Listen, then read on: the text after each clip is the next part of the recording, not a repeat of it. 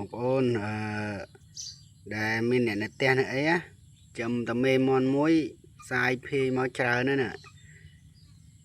បកាវាមុនមកវាក់សាំងអីហ្នឹង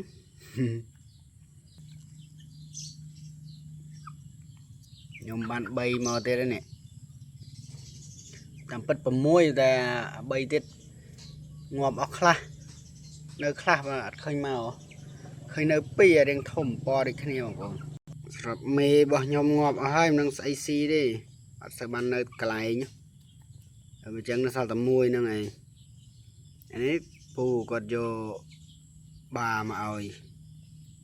ជន់មេរបស់ខ្ញុំមួយហ្នឹងដែលឈឺទេតែខ្ញុំហ៎តែគាត់ថាឆ្កែអត់សល់នឹងសัตว์ឆ្មាឆ្កែពស់អីចឹងណាយើងអត់សូវនៅទេឥឡូវខ្ញុំចាប់ដើមបកើន